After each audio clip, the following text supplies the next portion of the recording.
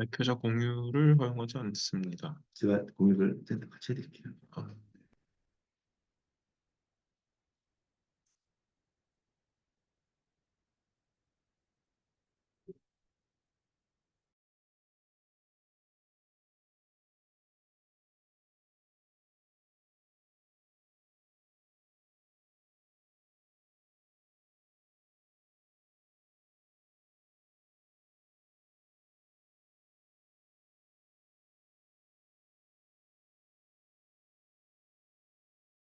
그렇게 합니다. 네, 그래서 안녕하세요. 서울연구원 최준영입니다. 오늘 닫을까요?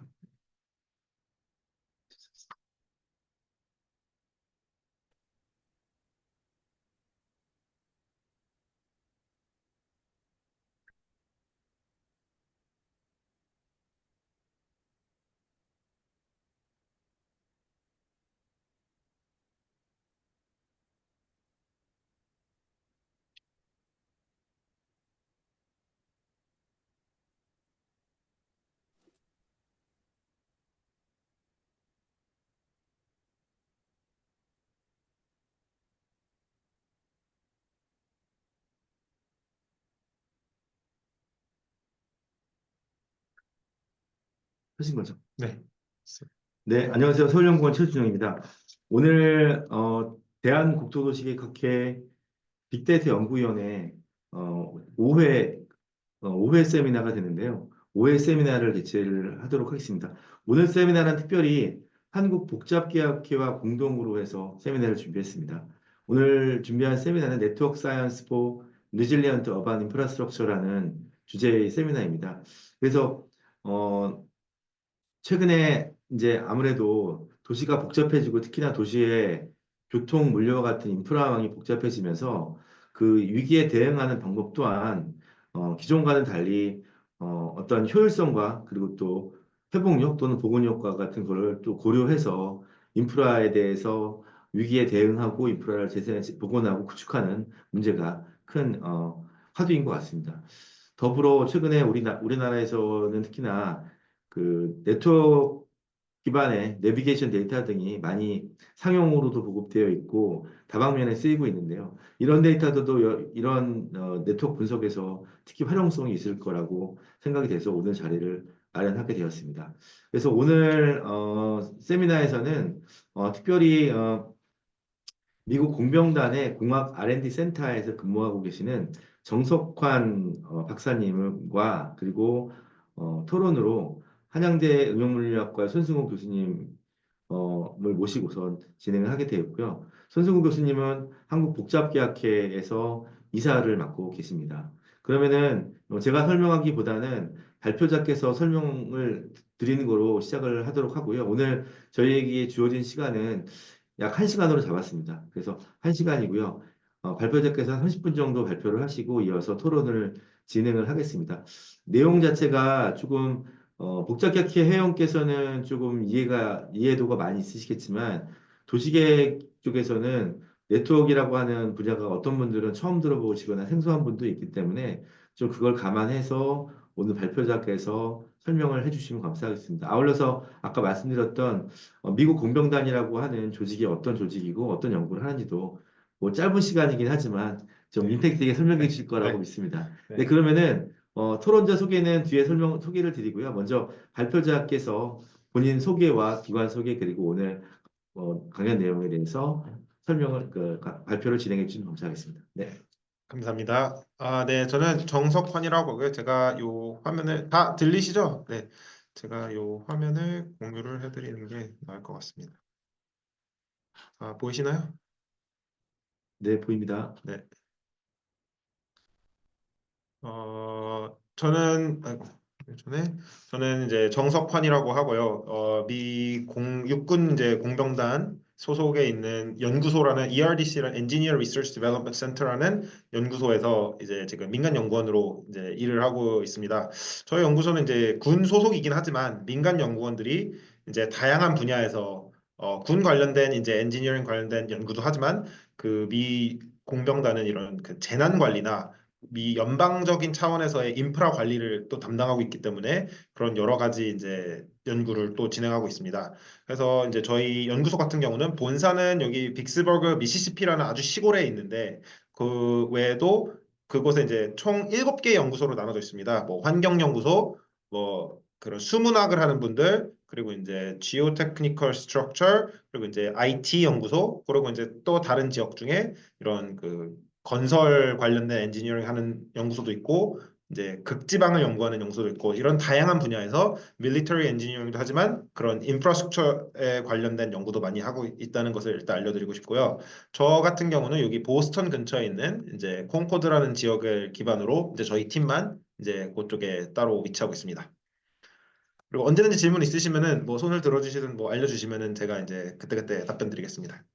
그래서 이제 저희 공병단 소속이지만 공병단이 미국에서는 이런 물 관리라든지 댐, 다리 이런 교량 관리 같은 것도 많이 하기 때문에 국가 주요 시설에 대한 뭐 회복 탄력성, 뭐 강건성, 뭐 취약점 분석 이런 것들도 많이 해서 저의 이제 에 연구를 많이 하고 저희 팀은 특별히 그중에도 회복 탄력성에 이제 포인트를 가지고서 많은 연구를 하고 있습니다. 그래서 이제 저희 연구에 대해서 살짝 이제 소개를 하면은 이제 보통 어떤 인프라스트럭처를 만들 때 저희는 평상시에서 이 효율을 보통 이제 최대화로 끌어내는 것을 이제 목표로 삼는데 이거는 이제 이상적인 보통 평시에 이런 어떤 성능 가로축은 이제 시간이고 이제 세로축은 어떤 기능성 아니면 뭐 어떤 인프라의 성능을 나타냈을 때 어떻게 해야 더 효율적인 시스템을 만들까를 고민하지만 요즘 들어 다양한 재난 혹은 여러 예상치 못했던 재난들이 일어났을 때 이제 꼭 효율성이 높은 시스템이 그 회복도 더 잘하는 것은 아니기 때문에 어떤 것이 이런 재난 상황에서 더 회복성을 더 빨리 회복을 할 수 있나, 복원을 할 수 있나 그런 것에 대한 연구를 많이 하고 있습니다. 그 중에서도 이제 이런 회복 탄력성을 측정하는 방법에 대해서 좀 연구를 많이 하고 있는데, 어, 저희 같은 경우는 이제 회복 탄력성은 이게 꼭 하나의 페이즈가 아니라 여러 단계의 이제 시간에 따라서 이제 준비를 하는 단계가 있고 이제 재난이 일어났을 때 충격을 흡수하는 과정이 있고 또 이제 회복을 하는 과정이 있고 그 다음에 이제 적응을 해나가는 과정이 있는데 그 중에서도 이제 충격을 흡수하는 과정과 회복을 하는 과정에 좀 더 중점을 뒀고서 이제 연구를 하게 되었습니다. 그래서 이상적으로는 기능이 이렇게 초록색 선처럼 안 떨어지면 좋겠지만 만약에 이제 재난 강도가 시간에 따라서 점점점 강해진다고 했을 때 만약에 떨어져야 된다면은 이런 식으로 최대한 버티다가 떨어지는 것이 일단 더 재난에는 더 잘 대응을 할 수 있는 것이고 또 만약에 회복을 하는 시기에는 이게 최대한 빨리 올라오는 방법으로 설계를 하는 것이 전체적으로 회복 탄력성이 높다고 저희는 이제 개념적으로 이렇게 보고 있는데 이거를 실제 인프라에 측정을 해가지고 모델링하는 것에 대해서 아직 연구가 많이 돼 있지 않아서 저는 교통망을 이용한 인프라스트럭처의 접근성을 주제로 이제 이런 회복 탄력성을 이제 측정하는 연구를 많이 하고 있습니다. 그 중에서 이제 가장 이제 처음 하려고 했던 예시는 이제 뉴욕시의 긴급 서비스, 그래서 이제 이머전시 서비스라고 해서 이제 요거는 소방, 경찰, 그리고 뭐 구급 그리고 이제 응급실 이런 인프라스트럭처들을 어떻게 하면은 더 어느 지역들이 더 접근성이 떨어지는가 이런 거를 한번 측정을 하는 것에서 일단 프로젝트를 시작했습니다. 그래서 이제 저 같은 경우는 이제 네트워크 저는 이제 물리학 박사를 노트르담에서 해서 복잡기 전공을 했기 때문에 네트워크 이론을 많이 이용을 하는데 저희 같은 경우는 이제 도로망을 네트워크라는 이제 수학적인 이제 그래프라는 모델로 사용을 합니다. 여기서의 데이터는 오픈스트릿맵이라는 공개된 데이터베이스에서 아무나 다운받을 수 있는 데이터를 사용했고 이 뒤에 쓰는 저의 모든 연구는 다 공개된 데이터를 가지고 하였습니다.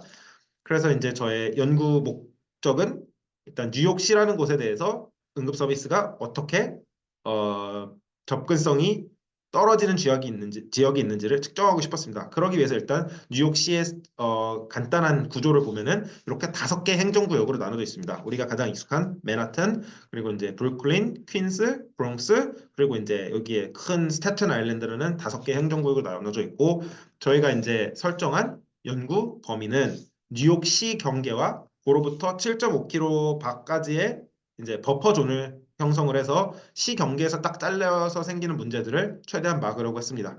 그리고 이 네트워크 형태는 그 막다른 골목이나 아니면은 교차로들이 노드라는 이런 점들로 표현이 되고요. 그 점들과 점들을 잇는 도로들이 이제 엣지 뭐 도로의 그 이제 연결 이 점들을 잇는 연결선이 되겠습니다. 이런 데이터들은 이제 오픈스트리트맵에 가시면은 다양한 이제 지역과 위치와 뭐 형태로 다운받을 수 있습니다. 그래서 이제 이런 도로망을 가지고 이제 어떤 접근성을 분석했느냐 하면은 이제 그 국토안보부에서 정해놓은 이제 데이터베이스에 가보시면은 이런 위치들이 다 나와 있는 저희가 획득할 수 있는 데이터 중에서 소방서의 위치, fire, 그리고 이제 응급센터들, 이제 구급차 앰뷸런스 스테이션들의 위치, EMS, Emergency Medical Service, 그리고 이제 경찰서들의 위치, police, 그리고 이제 응급실이 존재하는 병원들의 위치 해서 hospital 데이터를 받았고요. 그 외에도 이제 emergency management라고 해서 그 이제 시라든지 이런 뭐 방송국처럼 이런 거를 이제 전파를 하고 이제 컨트롤 타워도 사실 포함이 되지만 저희가 이제 차로 도로로 이용하는 접근성에서는 적합하지 않고 데이터도 구할 수 없고 또 퍼블릭 워크스도 사실 있으면 좋은데 저거는 이제 시설 보수를 하는 분들 뭐 한전이 될 수도 있고 한국에서는 뭐 수도관 이런 거를 이제 연결 고치는 분들이 될 수도 있고 하지만 그거에 대한 데이터는 없어가지고 저는 요 네 가지 부문에 대한 접근성을 통합적으로 보아서 접근성이 뉴욕에서 떨어지는 지역이 어디인가를 이제 연구하려고 해왔습니다.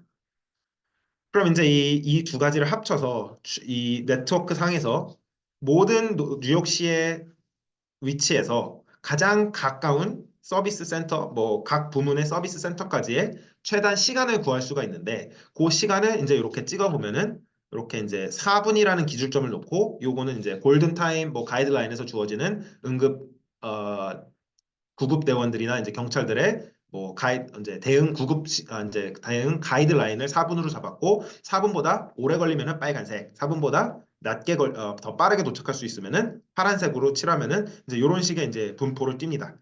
그런데 이제 재난 시에는 이런 한 가지의 서비스만 필요한 게 아니라 모든 것에 대해 액세스가 필요하기 때문에 저희는 요거를 다 합쳐가지고 어느 지역이 몇 개의 서비스를 4분 내에 가지고 있을지에 대해서 이제 지도를 그릴 수가 있고 이렇게 보시면은 이제 대략 한 5군데 정도의 이제 취약 지역들을 이제 저희 기준에서 찾을 수가 있었습니다.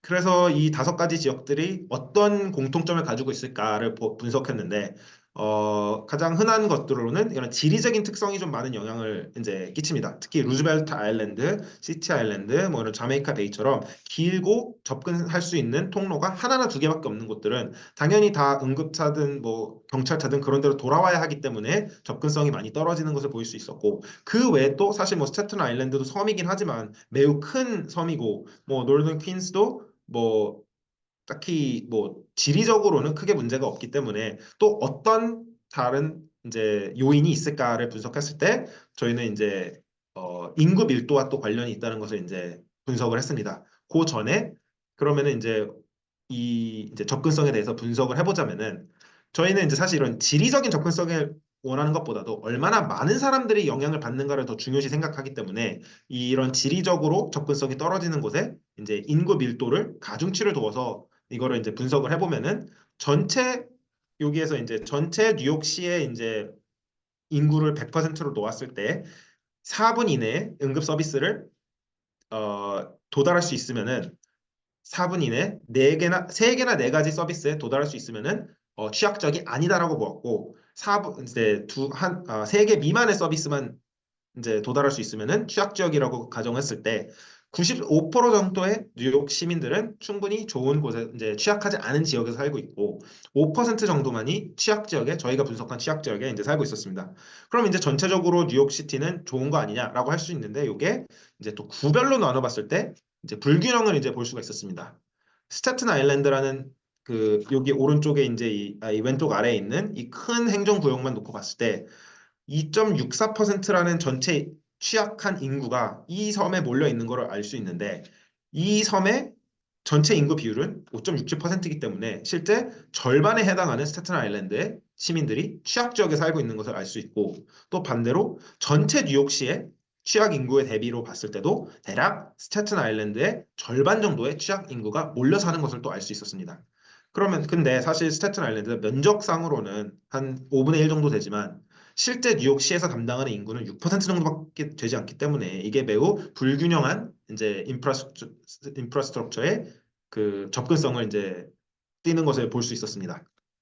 그래서 이제 요것을 이제 뭐 수학적으로 이제 어떤 영향이 들어올까를 플롯을 해봤는데 당연히 이 접근성은 이제 대응 시간은 더 많은 센터들이 있으면은 더 빨리 대응을 할 수 있겠죠. 그래서 요거는 이제 X축에는 그 시설 밀도 각 서비스별로 시설 밀도를 구별로 그 이제 행정구역별로 찍어 놓은 것이고 Y축은 이제 그 대응 시간의 중앙값을 봤을 때 이게 이제 로그 플롯이라서 이제 몇 함수의 관계를 보이는 걸 가질 수 있고 이거 어떻게 해석하느냐 하면은 시설 밀도가 2배 늘어나면은 대응 시간이 중앙값이 3분의 2 정도로 떨어지더라라는 것을 볼 수가 있었습니다.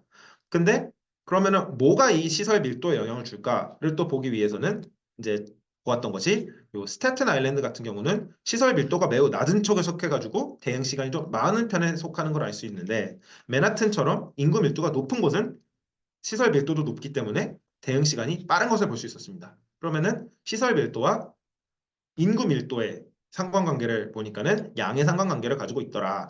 여기서 각 서비스별로 인구 밀도가 늘어날수록 그 시설 밀도도 같이 늘어나는 것을 볼 수 있었고 여기 이제 앰뷸런스가 이렇게 살짝 다른 경향을 보이는 것은 사실 소방도 응급처치를 하러 출동을 하기 때문에 사실 구급차와 소방서가 따로 분리되어 있는 경우와 합쳐져 있는 경우들을 명확하게 구분하지 않아서 그런 일이 벌어지지 않나 싶은데 뭐 그 외에 소방, 경찰, 응급실만 따로 보면은 이렇게 이제 양의 상관관계를 가지고 있기 때문에 이 말뜻은 뭐냐면은 인구 밀도가 적은 곳은 접근성도 떨어지더라라는 어느 정도의 연관성이 있는 것을 볼 수 있어서 그러면은 이런 접근성을 어떻게 하면 더 효율적으로 늘릴 수 있을까라는 점에서 다시 이 상관관계를 본다면은 스탠 아일랜드는 이미 이 시설 밀도가 낮기 때문에 조금만 더 투자를 하면은 적은 사람의 영향을 받게 적은 사람에게 이익을 주겠지만 매우 효과적으로 대응 시간을 떨어뜨릴 수 있는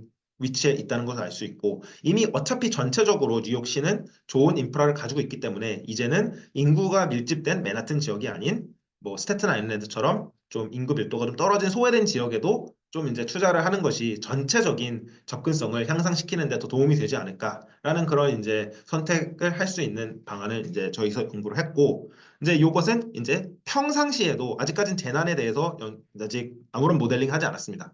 평상시에도 이런 취약점이 있는데 과연 재난 시에는 이것이 어떻게 변할까를 이제 보기 위한 게 이제 다음 목표였는데 저희 이제 수문학 연구소처럼 아예 이렇게 뉴욕시의 허리케인 플러딩 모델을 전문적으로 하는 팀이 있어서 이런 거를 가지고서 어떻게 이제 오버랩을 했을 때 이런 그 취약 지점들이 벌어지는가, 늘어나는가, 새로운 것이 발견되는가, 확산되는가를 보려는 게 이제 목적이었는데 하나의 문제는 이 접근 시간을 이제 위주로 하다 보니까는 이렇게 재난 시에 도로가 끊겼을 때 분리되는 곳들은 접근 시간이 무한대가 돼버립니다. 그럼 이제 평균을 낼 수도 없고 그런 이제 수학적으로 문제가 생겨서 그런 거를 어떻게 할까 보다가 이제 다른 프로젝트지만 비슷하게 이제 도로망을 이용한 접근성을 가지고 있는 프로젝트에서 이제 착안을 한 게,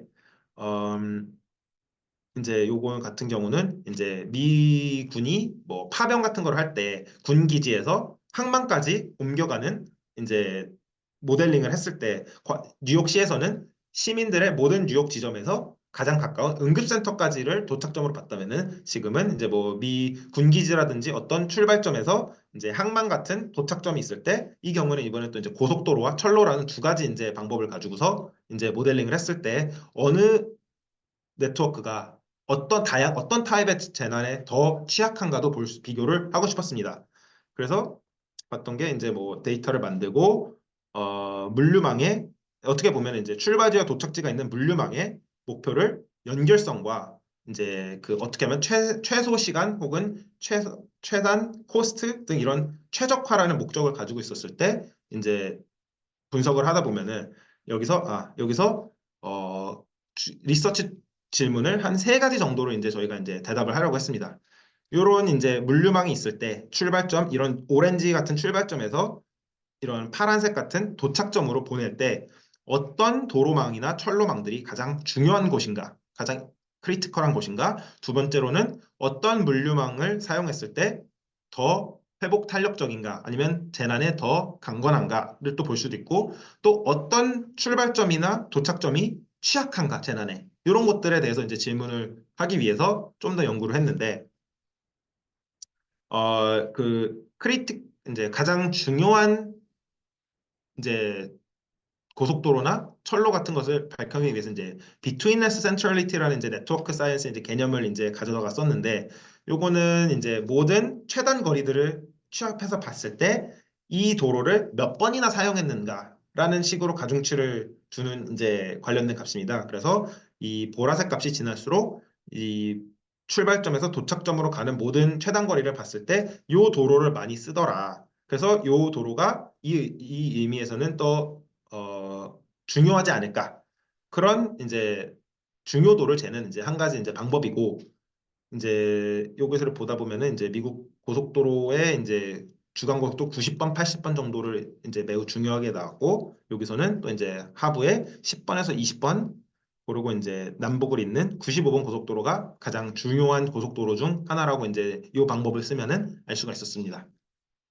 그래서 그러면 이제 재난을 모델링을 해야 되는데, 다양한 방법, 재난이라는 것은 결국 이제 이 도로망이 끊기거나 영향을 줘서 못 가거나 하는 상황인데, 저 같은 경우는 이제 재난을 이제 두 가지로 이제 모델링을 해봤습니다. 하나는 타겟티드 해가지고 그 중요도, 가장 높은 중요도가 높은 도로부터 끊어내는 것.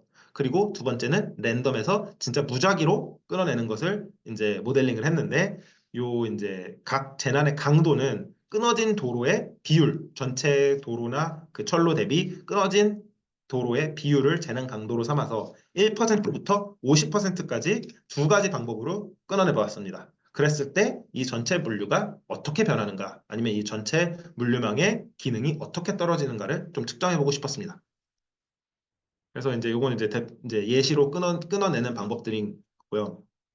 그래서 재난의 이제 영향을 이제 어, 구분하기 위해서는 이렇게 이제 정상적인 상태에서는 출발점에서 도착점으로 이런 식으로 가는 게 이제 최단 거리였다면은, 만약에 재난이 있었는데 영향이 없었다면은 그대로 재난은 뭐 이제 효과가 없는 재난이 있을 수도 있고, 재난의 강도가 너무 강해가지고 아예 중간이 끊어져서 못 가는 경우가 생길 수가 있고요. 이제 그 중간에 재난의 정도가 어느 정도 생겼을 때 이렇게 돌아갈 수 있는 이제 지연된 효과를 보이는 세 가지로 이제 분류를 할 수 있는데, 지금까지의 많은 연구들은 이 출발점과 도착점이 붙었냐 끊겼느냐만 보는, 요 세 번째냐 아니냐만 보는 경우가 있었습니다. 근데 저희 같은 경우는 이 두 번째 이제 이런 지연된 물류나 혹은 지연된 값을, 아직 연결은 돼 있지만 지연돼 있는 상태에서는 이게 그래도 이상적이진 않지만 그래도 재난에 잘 대비할 수 있는 네트워크 시스템이라고 생각을 해서, 요런 영향을 받는 애들이 어떻게 증가하는지를 이제 회복 탄력성과 이제 연관을 시켜보기 위해서 이제 분석을 했는데, 그래서 이제 영향을 받지 않은 애들이 많으면은 뭐 강건한 것이고, 이렇게 딜레이가 많이 되는 애들이 생겨나면은 이제 충격 흡수를 잘 하는 네트워크인 것이고, 끊어지는 애들이 많으면은 이제 아주 취약한 네트워크라고 이제 볼 수 있습니다. 그래서 이제 요거를 이제 뭐 어떻게 늘어나나를 이제 그 시간의 재난 강도, X축은 재난 강도고요. Y축은 그 영향의 비율. 그래서 초기에는 재난이 0%일 때는 모두가 연결돼 있었지만, 이 연결된 애들이 지연되는 그 루트들이 어떻게 늘어나는지, 아예 끊어지는 루트들이 어떻게 늘어나는지, 영향을 안 받는 애들이 어떻게 떨어지는지를 이렇게 이제 볼 수가 있는데, 요것만 이렇게 놓고 봤을 때 이제 굳이 해석을 해보자면은, 초기에 이제 재난이 들어왔을 때 바로 끊어지지 않고 충격을 어느 정도 흡수했다가 이제 소강 상태가 있고, 그리고 이제 다시 두 번째로 충격을 흡수하고 나머지들이 이제 그 뒤로는 이제 충격 흡수를 더 이상 못하는 경우에는 이제 네트워크가 끊어지는 형식을 볼 수가 있었습니다. 근데 이제 이게 어떤 네트워크 구조여야지 더 좋은 것이냐는 이제 좀 더 연구를 해봐야 되는 거고, 다만 이렇게 이제 랜덤하게 끊어냈을 때 고속도로가 철로에 비해서는 더 회복 탄력적이지 않을까, 충격을 더 잘 흡수하지 않을까라는 것을 이제 어, 이제, 정량적으로보다는 정성적으로도 이렇게 볼 수가 있습니다. 왜냐면은 일단 끊어지는 도로들의 횟수들이 더 천천히 늘어나고 지연된 이제 충격을 흡수할 수 있는 능력이 더 크기 때문에 고속도로가 철로에 비해서는 랜덤하게 끊어내는 것에 더 회복 탄력적이지 않을까라는 이제 분석도 할 수 있습니다. 다만 이렇게만 놓고 봤을 때의 문제는 이게 어느 정도의 지연이 돼 있는지는 여기에 들어오지 않습니다. 뭐 지연이 10분이 되든 1시간이든 5시간이 되든 다 요 노란 선에 같은 지연됨으로만 분류가 되기 때문에 요 세 가지 숫자를 하나로 뭉치기 위해서는 이제 원래 이런 도로망이 있었다면은 저희는 사실 출발점과 도착점이 어떻게 연결돼 있나만 보고 싶은 거라서 이 출발점과 도착점을 놓고 이 기능성을 0부터 1까지 값을 주는 방법을 이제 고안했습니다. 그래서 지연된 시간이 지연이 안 됐으면은 연결성은 1이고 시간이 완전히 무한대로 지연이 됐으면 끊어졌기 때문에 연결성을 이 출발점에서 이 도착점까지는 연결성을 0으로 보고 시간이 지연됨에 따라서 이 연결성의 강도가 떨어지는 그런 함수를 여러 개 찾을 수 있습니다. 그 중에서 어떤 특정한 이제 가장 쉬운 이런 역함수를 찾으면은 이 지연이 0부터 무한대라는 값을 갖지만 그래서 평균을 내기 쉽지 않지만 이 함수를 이용해서 0부터 1 사이 값으로 넣어준다면은 이제 평균을 낸다거나 뭐 최빈 값을 갖는다거나 이런 이제 수학적으로 이제 분석을 하기가 더 편해집니다. 그래서 이제 이렇게 연결성을 분석을 할 수 있다면은 볼 수 있는 게 이 이제 네트워크가 다른 네트워크들 사이에서 다른 재난들이 어떻게 영향을 주는지를 볼 수가 있습니다. 요거는 고속도로를 놓고 봤을 때 서로 다른 두 개의 재난이 영향을 이제 강도가 늘어날 때 고속도로가 어떻게 반응하는지를 이제 볼 수 있습니다. Y축이 그 고속도로 물류망의 기능성이라고 놓고 봤을 때 특정 구간에서는 그 targeted 그러니까 disruption이 좀 더 효과적으로 네트워크를 마비시키는 효과를 볼 수 있습니다. 그 외에는 랜덤이나 타겟이랑 비슷한 구간이지만 어떤 특정 구간에서는 선택적으로 끊어내는 게 더 효과적으로 네트워크를 망가뜨릴 수가 있었고 철로에서는 반대로 특이하게 랜덤으로 끊어내는 것이 더 효과적으로 나타나는 구간이 있었습니다.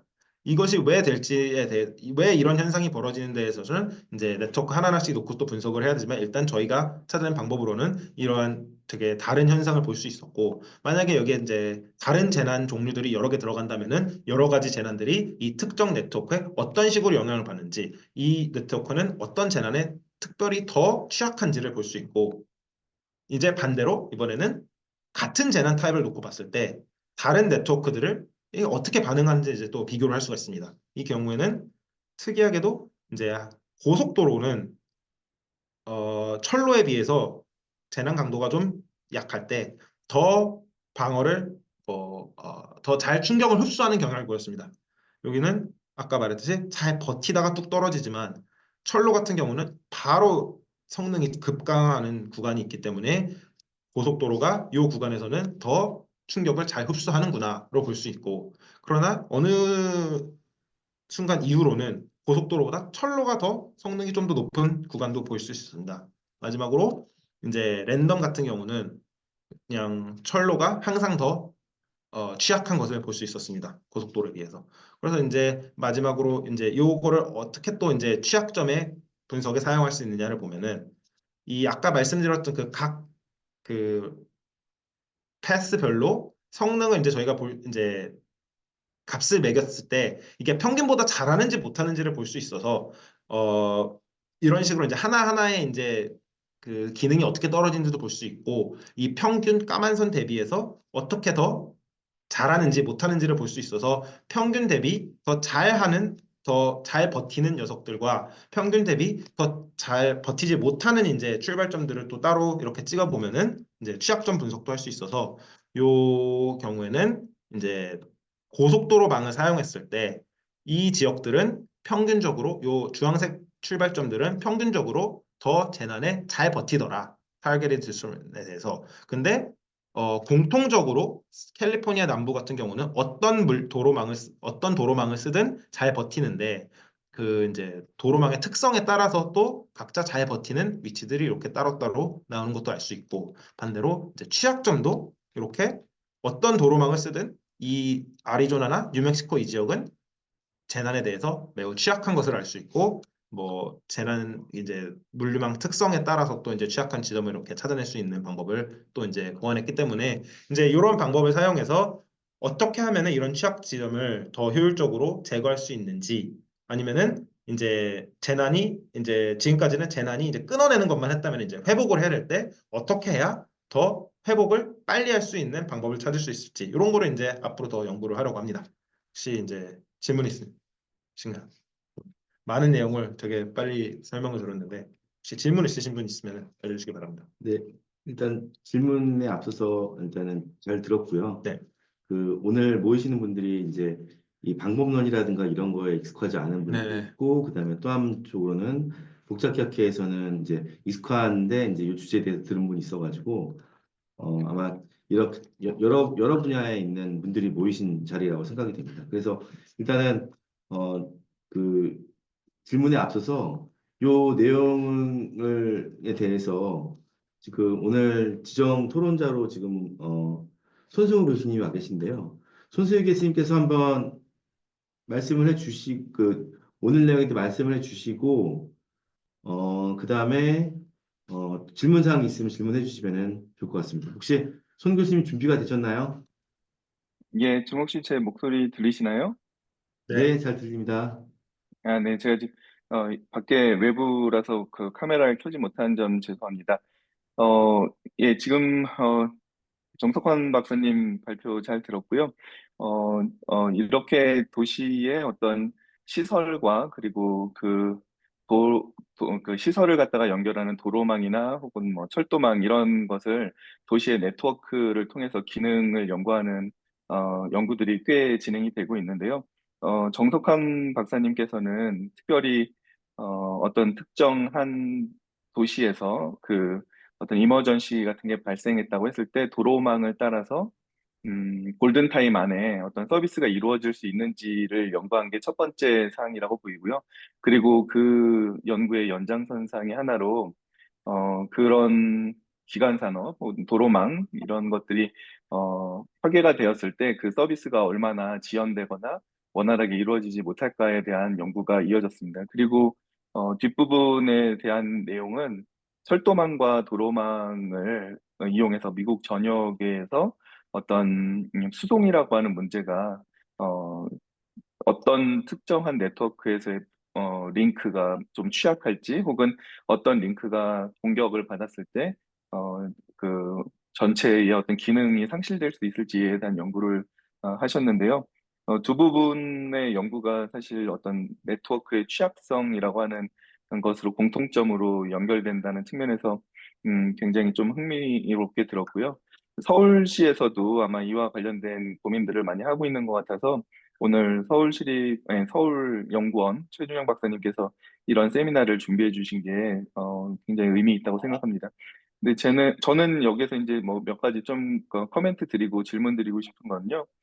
첫 번째 파트에서는 뭐 분명히 이미 좀 우리가 잘 알고 있다시피 어떤 특정 지역의 인구 밀도가 높으면은 시설 밀도 또한 높다는 것도 알고 있고 그걸 정석환 박사님 또한 그 밀도에 서로 비례하는 관계의 그래프를 보여줌으로써 확인을 해 주셨는데요. 뭐 그렇기 때문에 그 어떤 뭐 출동 시간이라고 할까요? 이머전시에 대해서 대응하는 그 시간을 상당히 줄일 수 있다는 것 또한 잘 보여주셨습니다. 하지만 또 생각해야 되는 것이 인구 밀도가 높은 곳에 그만큼 빨리 대응을 할 수 있지만 그만큼 많은 인구가 모여 살기 때문에 더 많은 수요가 있을 수밖에 없는데요. 이는 어떤 특정 기관이 그 기관이 혹은 뭐 시설이 가지고 있는 어떤 캐파시티, 뭐 병원이라고 하면 병상, 경찰서라고 하면은 출동 가능한 경찰 혹은 경찰 차량 수 뭐 이런 것들을 같이 고민해봐야 되지 않을까 생각이 들었고요. 그런 부분 또한 아마 그 여기에서 줄이고자 하는 트래블 타임이라고 돼 있지만 서비스 타임으로 바꾼다고 하면은 트래블 타임 더하기 그 직접 서비스를 받기까지 걸리는 아마 또 시간이 있을 거기 때문에 그런 부분까지 고려하면 어떨까라고 하는 생각이 들었습니다. 그리고 그 뉴욕시에 어떤 뭐 허리케인이 오거나 혹은 뭐 쓰나미 같은 걸로 인해서 어, 그 부둣가 쪽에 그 해안 쪽에서의 어떤 침수를 가정해서 이야기를 하셨는데요.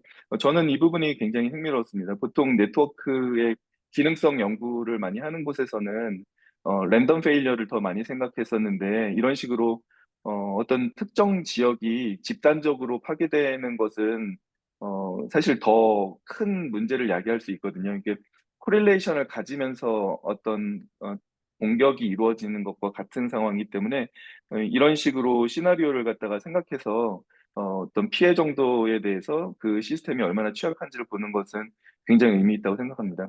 만약에 뭐 서울시 같은 경우에는 어, 그 예전에 그 비가 많이 와서 굉장히 큰 침수가 있었던 적이 있었죠.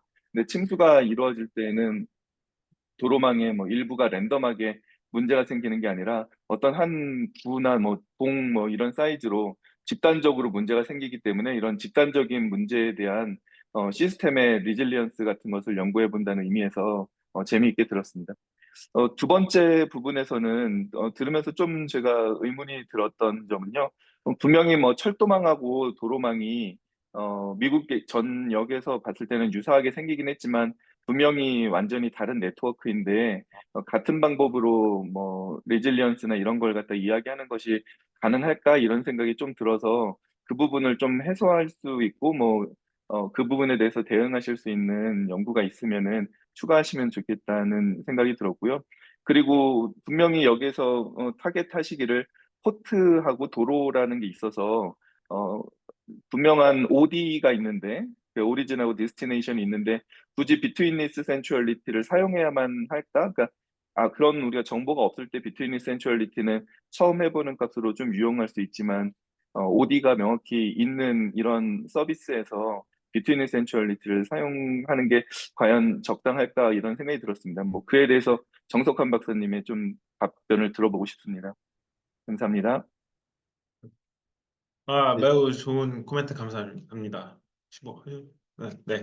그러면은 제가 뭐 몇 가지 이제 처음에부터 하나씩 조금씩 다시 말씀을 드리자면은 이제 여기서 이제 트래블 타임 대신 리스폰스 타임을 쓰는 것도 좋겠다라고 말씀하셨는데 그것도 사실 결과적으로 우리가 서비스를 받는 데까지의 시간이 중요한 게 뭐 맞습니다. 결국 저희는 그거를 줄이고 싶어 하는 건데 그래서 뉴욕시에서도 공개하는 이제 그런 재난 그 대응 그 시간에 대한 평균값이나 이런 것들을 분석을 한 거를 보면은 이제 리스폰스 타임과 그 트래블 타임을 구분해서 놓고 있습니다. 트래블 타임은 실제로 이제 출동해서 차량이 가는데 걸리는 시간을 놓고요.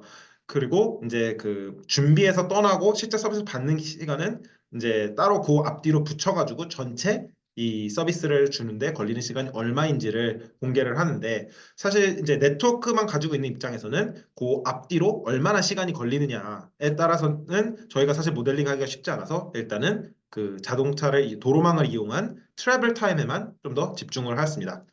그리고 이제 맨하튼 같은 경우는 당연히 인구 밀도가 많기 때문에 서비스가 센터도 많아야 된다라는 논리는 당연히 이제 저도 동의를 하고요. 그렇지만 여기서 하고 싶었던 얘기는 이미 전체적으로 뉴욕시는 충분히 좋은 인프라스트럭처를 가지고 있고 맨하튼은 여기 보시다시피 대부분의 대응 시간이 4분 밑으로 내려와 있기 때문에 뭐 이곳에 투자를 더 한다고 더 몇십 초를 더 이제 대응 시간을 낮추는 것보다 이렇게 4분이라는 가이드라인을 넘어가는 이제 분들의 이제 트래블 타임을 요 밑으로 떨어지는 것이 이제 좀 더 중요한 포커스지 않을까 이제 그런 식으로 이제 당연히 초기에 투자를 할 때는 사람이 많은 것부터 하는 게 많지만 이미 그곳에는 투자가 많이 이루어져 있고 충분히 돼 있다는 것을 보이고 이제는 좀 더 소외된 지역도 이제 투자를 해야 되지 않을까라는 방법에서 이제 스태튼 아일랜드를 좀 더 저 같은 경우 이제 이런 방법도 있지 않을까라는 것에 대해서 분석을 했던 것입니다. 그리고 이제 이 재난 모델 같은 것도 이제 보통 네트워크 사이언스에서 하는 랜덤 페일러 같은 경우는 이런 재난 모델을 하나 만드는 것 자체가 한 여러 팀들의 그 프로젝트 자체이기 때문에 사실 구하기가 쉽지 않습니다. 저희도 요게 저희 연구소에 다른 이제 수문학 전문하는 연구소가 있기 때문에 그곳에서 여러 명들이 달라붙어서 이제 이런 그 시간에 따라서 물 높이가 어떻게 올라오는지를 모델링하는 분들이 있었기 때문에 저희도 이런 그 자세한 데이터를 가질 수 있었기 때문에 이런 지리적 이제 상관관계를 갖는 재난을 모델링을 할 수 있었던 것이지 대부분의 경우에는 뭐 할 수 있는 것이 랜덤이 맞는 것 같습니다. 그래서 요것에 대한 결과가 어떻게 될지는 저희도 이제 매우 흥미를 가지고 이제 지켜보는 입장이고요. 그 다음에는 이제 도로망과 이제 철로를 비교하는 것에 더 이제 말씀해 주셨는데 사실 도로망과 철로의 가장 큰 특징은 둘 다 이제 ground transportation이기 때문에 많은 이제 특징을 가지고 있어서 이렇게 분석을 같은 방법으로 분석을 하는 게 맞다고 생각했습니다. 그리고 사실 이제 물류를 제대로 모델링을 하려면은 각 출발지와 도착지에 이제 캐패시티가 어떻게 되는지, 물동량이 얼마나 되는지, 환적하는데 시간이 얼마나 걸리는지, 그래서 얼마만큼의 물류를 어디까지, 뭐 어떤 효율로, 어떤 이제 코스트로 해야 되는지까지를 다 고려해야 하지만 그런 이제 캐패시티에 대한 정보는 사실 그 뉴욕시의 정보도 그렇고 고 경찰서의 크기라든지 병원의 크기라든지 이런 것을 하나의 데이터로 이제 캐패시티를 모델하기는 쉽지 않아서 일단은 다 같은 것으로 놓고 시작을 했던 것입니다. 그래서 이 물류망도 어, 고려를 하자면은 예를 들어 아주 많은 양을 장거리로 수송을 할 때는 철로가 싣는 데는 오래 걸리지만 보내는 데는 더 효율적일 수 있어서 전체적으로 더 효율적일 수 있지만 고속도로 같은 경우는 작은 양을 단거리로 여러 곳에 보내는 것이 더 유리할 수 있습니다. 그러나 이제 그런 물류에 특정된 데이터는 아직 저희가 가지고 있는 게 없기 때문에 그런 것까지 이제 고려를 해서 분석을 하면은 더 좋은 결과가 나올 수 있을 것 같습니다. 그리고 이제 OD가 이제 출발지 도착지가 정해져 있는 경우에도 비트윈 센트럴리티를 왜 썼느냐를 이제 또 질문을 하셨는데 비트윈 네스 센트럴리티는 어쨌든 최단 거리들의 어쨌든 패스들의 그 얼마나 많이 그 특정 도로를 쓰느냐를 보는 거기 때문에 일단 목적지와 도착지가 정해져 있어도 특정 그 도로가 중요하다는 것을 보이는데 충분히 유용하다고 생각을 했고 사실 뉴욕시처럼 모든 곳에서 사실 원래 이제 뉴욕시처럼 모든 곳에서 모든 곳으로 가는 분석을 하기에는 계산이 너무 오래 걸리기 때문에 모든 곳에서 이제 특정 소규모의 아주 중요한 크리티컬 인프라스트럭처로 가는 것에 대한 접근성만 분석을 해도 도시 기능의 성능을 설명하는데 충분하다고 생각을 해서 이제 이 물류 이제 전형 물류 모델에도 이제 특정한 어 서브셋에서 이제 출발지에서 특정한 도착지까지 가는데 어느 도로가 더 중요할 것인가 또 충분히 분석을 해볼 만하다고 생각했습니다. 또 다른 질문이나 뭐 혹시 코멘트 있으신가요? 네, 감사합니다. 저는 최준영 박사님께도 한번 여쭤보고 싶은데요. 지금 여기에서는 뉴욕시에 대해서 4분이라는 골든타임에 서비스가 이루어지는가에 대한 그 연구를 이제 시설 중심으로 해서 해주셨는데요. 서울연구원에서도 사실은 15분 거리라고 하는 그런 어떤 걷는 도보로 해서 시설과 그 주민들이 사용 편의성에 대해서 연구를 하셨던 걸 기억하는데요. 혹시 이런 연구를 뭐 이런 도로망이나 혹은 도보에 해당하는 네트워크로 바꿔서 이렇게 해볼 수 있는 여지가 있을지 궁금합니다. 그거 제가 얘기해야 되는 건가요?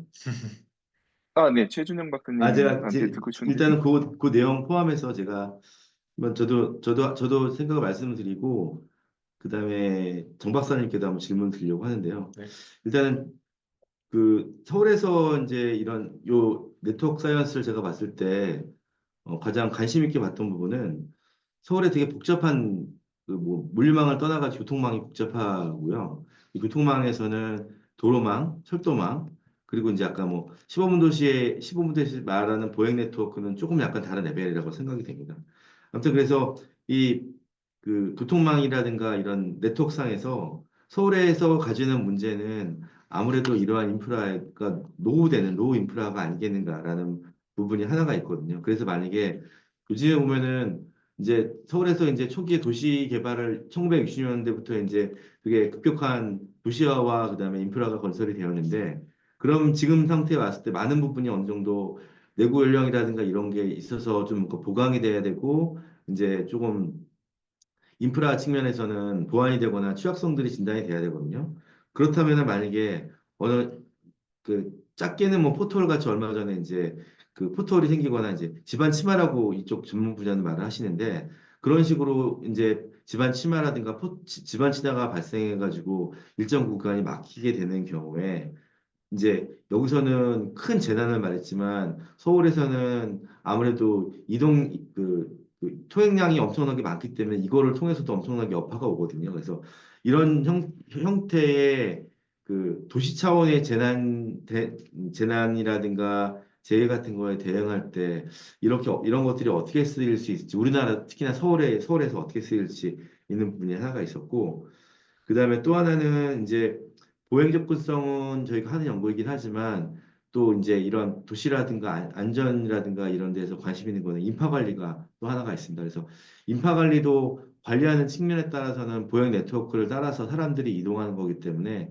우리가 지금 지난번에 용산과 같은 그런 참사도 있긴 했는데 그런 건 정말 예상치 못하는 거였는데 뭐 그런 게 아니더라도 이런 인파 관리 측면에서 이런 네트워크 사이언스를 이용해서 도시의 이런 여러 가지 교통망 상태라든지 아니면 보행 네트워크 상태에서 발생하는 재난재해를 대응해서 활용할 수 있는 방법이 무엇이 있을지가 좀 궁금해서 아까 처음에 들었을 때 회복 탄력성 얘기하실 때 뭐 재난이 발생을 하게 되면 그 인프라의 성능이 좀 늦게 떨어지고 회복할 때는 빨리 올라가고 이제 이런 기본적인 개념들이 지금 요 서울과 같은 이런 대도시권에서의 노후 인프라라든가 인파 관리에서 좀 활용될 수 있지 않을까라는 그런 아이디어가 있을 것 같아가지고 혹시 이 부분에 대해서 정 박사님께서 활용 방안이나 생각하는 게 있으신지 한번 말씀을 드리고요. 그다음에 여기 지금 질문. 질문이 나와 있는 거는 그 다음에 한번 네. 다시 질문을 네. 답변을 주시면 고맙습니다. 네. 네. 네, 좋은 코멘트 감사드리고요. 이제 제가 결국 이제 그 결국은 이제 재난 모델링을 하기 위해서는 좋은 데이터가 필요합니다. 이게 실시간 질문 주신 것도 살짝 비슷한 맥락인데 이게 접근성만 가지고서 저는 분석을 했지만 그 이유는 이게 실시간으로는 어디가 막히고 어디에 사람이 몰리고 하는 것에 대해서 접근성이 이제 공개된 것도 없고 그래서 이제 서울시나 아니면 정말 특정 이제 그런 담당하시는 분들이 데이터를 가지고 있으면은 이제 실시간으로 뭐 이렇게 사람이 몰린다 하면은 어느 쪽으로 이거를 돌릴 수 있을까 그런 것들에 대해서 아니면 뭐 막혀있던 뭐 출입 금지가 돼 있던 길들을 아니면 자동차를 막고 이쪽을 보행로로 돌릴 수 있을까 이런 것에 대해서 시뮬레이션을 이제 네트워크 상으로도 충분히 해볼 수 있다고 생각이 되고요. 네, 또 질문이 어떤 것이 있었죠, 제가? 네. 그 지금 여기 그 채팅창에 네, 경기연구원의 진정규 네, 박사님께서 질문을 해주신 내용이 있습니다. 그래서 이 내용이 교통시간은 결국 목적지까지의 거리가 짧으면 시간도 짧아지는 것으로 볼 수 있는데 이는 현실에서 동일한 경로를 이동했을 때 소요되는 이동시간과 차이가 없을까요? 교통혼잡과 같은 정보가 반영된다면 대응시간 접근성이 달라질 것 같다고 생각이 됩니다. 이 내용에 대해서 한번 포인트를 네, 한번 의견 한번 주시면 네, 네, 좋겠습니다. 네. 네. 결국 네, 저희도 이제 저런 교통 혼잡 같은 그 트래픽에 대한 모델링이 있어야지 사실 현실과 가장 이제 좀 더 현실적인 이제 내용이 된다고 보고요. 사실 그러려면은 방금 전에도 말했지만 그 좋은 이제 실시간으로 감시할 수 있는 교통 체증 데이터 이런 것들이 있어야 모델링도 하고 이제 측정도 해서 분석을 할 수 있다고 생각됩니다. 그래서 저 같은 경우는 이제 이 논문의 목적은 이상적인 상황에서라도 차가 다 뻥 뚫리고 도로만 있는 보행자도 없고 그리고 규정 속도대로 충분히 갈 수 있는 응급 차량의 경우에더라도 이런 취약점들이 있더라라는 것에 접근을 했습니다. 이런 이상적인 상황에서 있는데 실제로는 더 이거보다 큰 취약점이 있을 거라는 것이 이제 저도 동의하는 바이고요. 실제로 뉴욕시 그 응급 911 콜 데이터를 보면은 평균 저희가 모델링한 평균 시간과 그 실제로 이제 대응 시간의 평균 값이 짧게는 2배, 길게는 몇 배 정도까지도 이제 차이가 나는 것을 볼 수 있는데, 그래서 현실에서는 이거보다도 더 느리게 대응하기 때문에 이 가이드라인 4분이라는 가이드라인으로 봤을 때도 훨씬 더 넓은 지역이 취약할 것이고, 현실적으로는 뭐 5분, 6분 아니면 10분 정도까지의 어 골든 타임 뭐 이게 대응 가이드라인을 둬야지 좀 현실적이지 않을까 싶습니다. 그래서 트래픽이 들어가기 시작하면은 훨씬 더 이제 모델링 자체도 복잡해지고 그 교통망 모델링 하는 것 자체만으로도 사실 매우 큰 프로젝트이기 때문에 그런 것을 할 수 있는 분들과 같이 협력해서 좋은 데이터가 있어서 이런 도로망 위에 그 시간대별로 사실 이게 도로 트래픽 같은 게 또 주기성을 띠기 때문에 낮에 출퇴근 시간에는 매우 막히고 이제 또 낮에는 조금 더 한산하다가 또 밤에 매우 한산해진 또 그런 경향성도 있기 때문에 그런 시간대별로 나눠가지고 분석을 하는 것도 사실 좀 더 현실적인 연구라고 충분히 생각합니다, 저. 네, 잘 들었습니다. 혹시 지금 그 오늘 참석하신 분 중에서 이제 지금 그 채팅창으로도 질문을 주셨는데요. 혹시 질문하실 분이 있으실까요? 안녕하세요. 저 질문해도 괜찮을까요? 아, 네네. 그 저기 네. 혹시 화면이 네. 켜질까요? 네. 네. 안녕하세요. 저는 인하대학교에서 이민진이라고 합니다. 해상원 경제 생태계 연구센터에 있습니다. 저도 이제 도로망에 관심이 많고 이렇게 재난 관련한 상황도 조금 연구를 해봐서 흥미있게 들었고 또 이런 연구를 하시는 분이 계셔갖고 또 반가운 마음이었습니다. 저는 이제 마지막 연구에서 고속도로망과 철도 네트워크를 비교하시면서 결국에 고속 처음에 말씀하실 때 이제 어떤 네트워크가 더 강건한지를 그 질문으로 시작을 해주셨는데요. 그 이렇게 지금 여기서는 고속도로망이 더 물류망의 기능성 측면에서 더 강건하게 나왔는데 그거를 좌지우지하는 고속도로망의 뭔가 특징이 무엇이라고 생각하시는지 좀 궁금합니다. 제가 생각하기로는 고속도로망과 철도는 그 구조상으로는 비슷한데 고속도로망이 단지 그냥 밀도가 좀 더 높을 뿐이라고 생각을 하고 있거든요. 근데 그거 말고도 다른 이유가 있는지 네, 궁금합니다. 그리고 또 하나는 제가 못 들었을 수도 있는데 아까 전에 랜덤 페일리어랑 타겟 페일리어 두 개의 시나리오를 만들어서 하셨는데 그 타겟을 지정해서 실패한다고 하셨을 때는 그 타겟은 어떻게 지정하셨는지도 좀 궁금합니다. 네. 좋은 질문 감사드립니다. 저도 이제 그 왜 이 고속도로가 특정 재난 상황에서 더 충격을 잘 흡수하는지 그런 것에 대해서 이제 현재 연구를 좀 더 해봐야 되겠지만 일단 요 고속도로망과 이 철로망의 연결성만 놓고 봤었을 때는 일단 고속도로가 더 이런 분기점도 많고 더 다양하게 빠질 수 있는 점들이 많아가지고 조금 더 강건하지 않을까라는 아주 그 정도의 이제 저도 생각만 해봐왔고요. 그 재난 모델링에 대해서는 그 타겟 그 이제 선택적인 이 재난 같은 경우는 그 아까 여기서 말씀드렸던 이 센트럴리티 값을 중심으로 요게 높은 것부터 순차적으로 이제 끊어내는 어떻게 보면은 가장 중요한 것부터 끊어내보자라는 아이디어를 가지고서 끊어내기 시작하는 거고요. 이제 랜덤은 그 말 그대로 이제 무작위로 끊기 때문에 이제 한 100번의 시뮬레이션 돌려서 평균을 냈습니다. 감사합니다.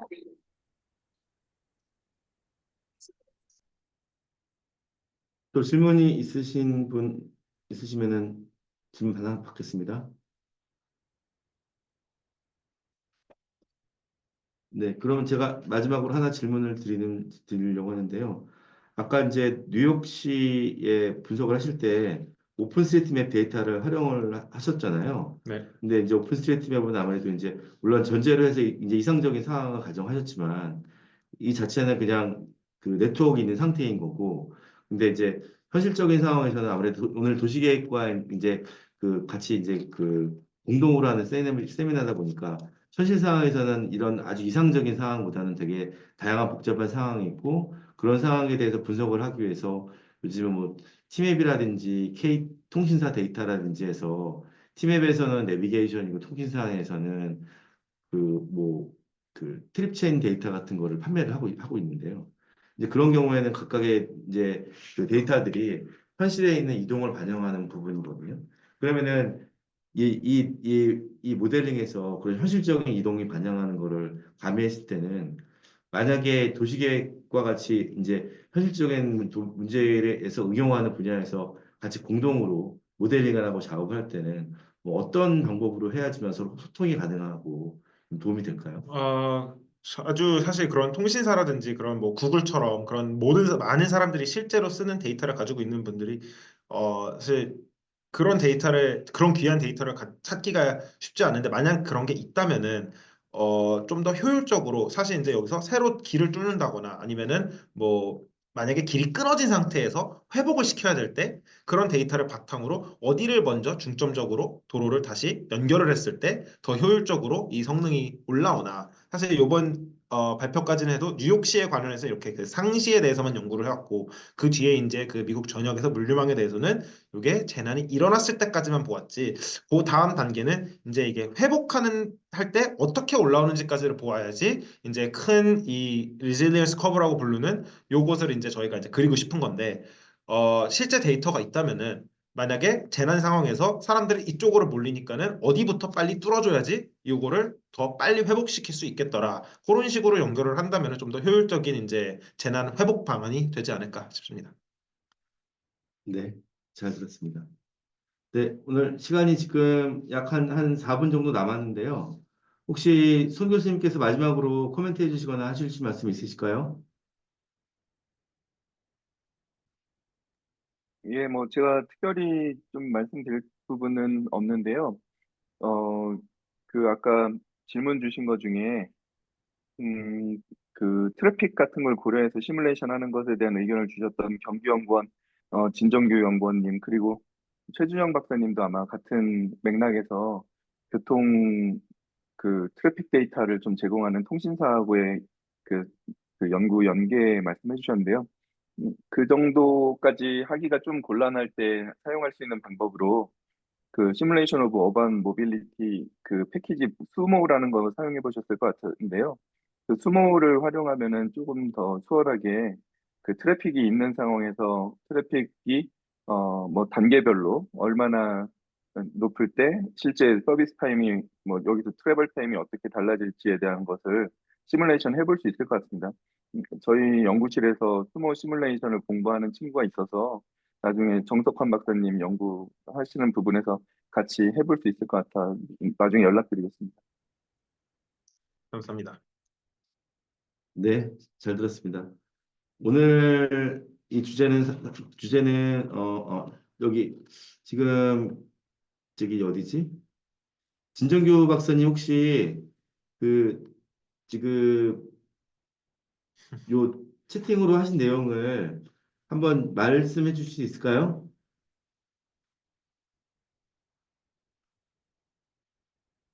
상황이 어떻게 그, 지금 가능하신가요?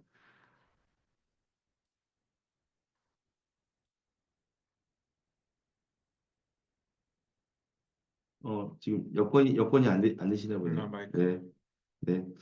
지금 마지막으로 지금 경기연구원의 진정규 박사님이 의견을 주셨는데, 어, 서울은 시간대 및 링크별 속도 데이터가 제공되기 때문에 링크 혼잡 지수를 산출할 수 있습니다. 또한 집계구 단위의 실시간에 준하는 생활인구 정보를 제공하고 있어 통신사 데이터를 활용하지 않아도 다양한 베리어블을 추가할 수 있습니다. 그런 측면에서 본다면은 서울은 축복받은 도시입니다라고 말씀하셨는데 서울은 요거보다 최근에 좀 더 상세한 데이터를 KT랑 같이 해서 공개를 하고 있어서 아무래도 데이터가 충분한 도시라고 생각이 돼서 나중에 서울을 대상으로 해서 다양한 연구를 해볼 때 요 방법론을 가지고서 한번 해보시면은 여기 계신 분이라든가 뭐 저희도 그런 고민이라고 보고요. 마지막으로 저 같은 경우에는 여기서 좀 아이디어가 든 게 우리가 재난 관련해서 여러 가지 시나리오라든가 대응 계획을 세우거든요. 근데 지금 요 내용이 베이스가 돼가지고 재난 대응 시나리오가 아니라 재난 대응 시나리오에다가 조금 약간 뭐 워게임 비슷하게 해서 결과를 집어넣고 재난 상황을 만들어보고 대응하는 회복하는 걸 해보는 것도 상당히 재밌을 거라고 생각이 됩니다. 데이터의 문제이긴 하지만 네. 네, 그런 생각이 들고요. 오늘 빅데이터 연구위원회는 오늘 여기까지 해서 세미나를 마치고요. 앞으로도 좀 더 다양한 주제의 내용들을 가지고선 저희 국토학회 회원들과 내용들을 공유할 예정이고 또 오늘 만약에 반응이 좋고 또 의견이 있으시다면은 다른 분야의 다른 우린 국토학회 같은 경우에는 방법론을 많이 이용하는 분이기 때문에 원론적으로 그런 접근법을 가지고 있는 분들과 많이 그 협업을 해서 그런 발표 주제라든가 내용을 발굴해서 소개해 드릴 예정입니다. 네. 마지막으로 오늘 그 국토학회 세미나에 같이 참석해 주신 복잡기학회 회원님께도 감사드립니다. 네. 그럼 오늘 세미나를 마치도록 하겠습니다. 감사합니다. 감사합니다. 네, 감사합니다. 정석환